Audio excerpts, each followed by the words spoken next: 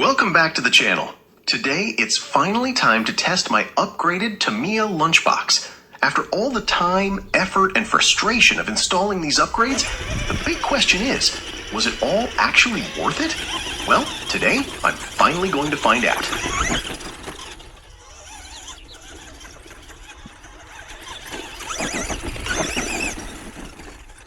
At first, I'm honestly standing here looking at my Tamiya Lunchbox in complete surprise, because suddenly it actually drives like a real RC car now. The steering is so much better, and even without the wheel extenders installed, the Lunchbox feels incredibly stable.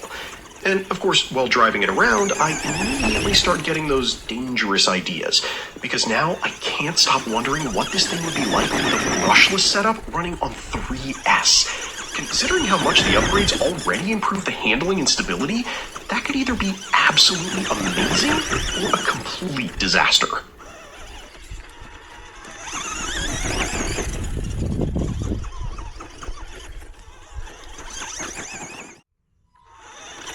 Let's also see how my Lunchbox handles the jumps now, with all these upgrades installed.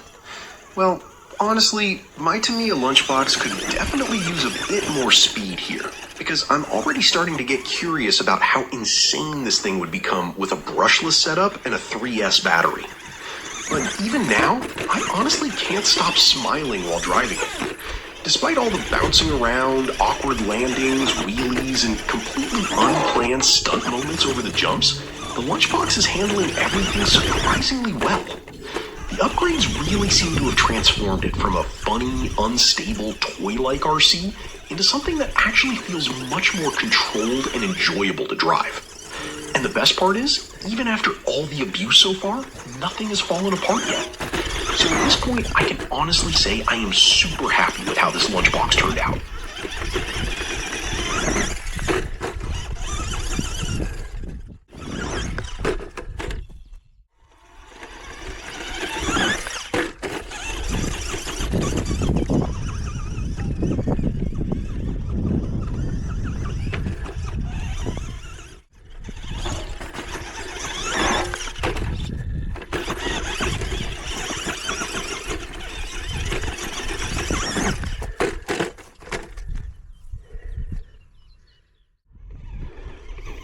Of course, a proper lap around the mini bash track from the driver's stand with my Lunchbox simply had to be part of this test session as well. And honestly, this is probably the moment where I noticed the improvements the most. The steering feels much more controlled now. The Lunchbox reacts far more predictably through the corners, and even the suspension feels a lot more stable compared to the original setup. Normally, the Lunchbox feels like it's constantly trying to roll over in every corner, but now it actually drives surprisingly smooth around the track. Sure, it still has that typical crazy Lunchbox character bouncing around and doing weird things every now and then, but somehow all these upgrades really seem to have brought the whole truck together nicely.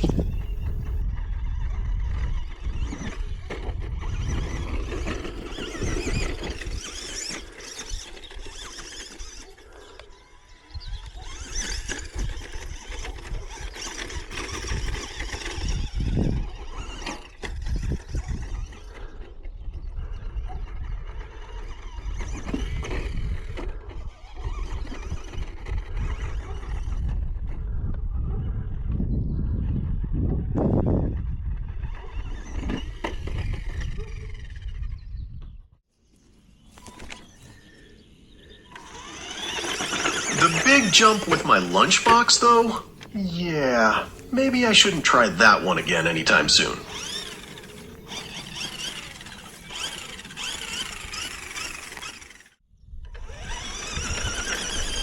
And now it's finally time to take my Lunchbox onto the big bash track. And honestly, this is where all the work, frustration, upgrades, and experimenting really start paying off.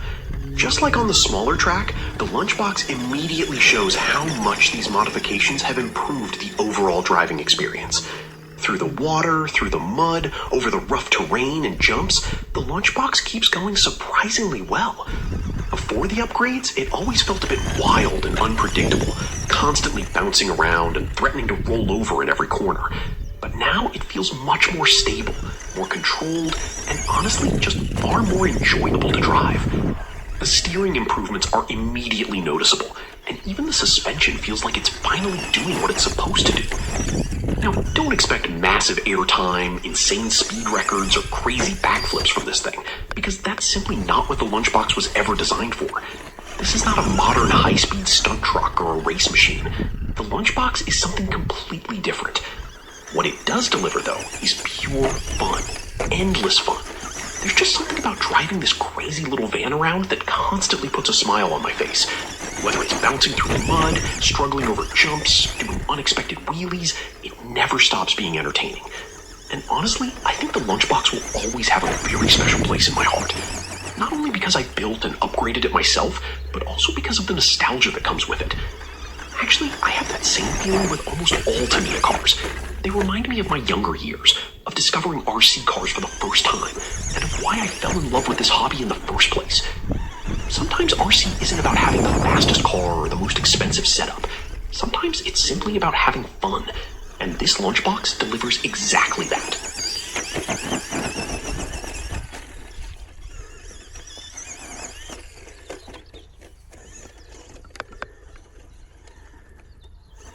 If you want to know everything I've done to my Lunchbox, be sure to check out one of my previous videos when you have some time.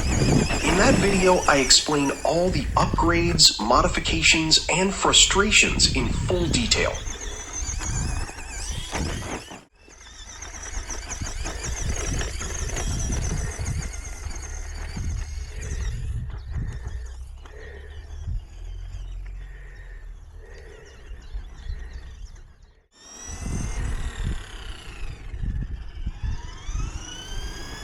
And even on the asphalt, just driving my Tamiya Lunchbox around back and forth like a complete idiot. I absolutely love it.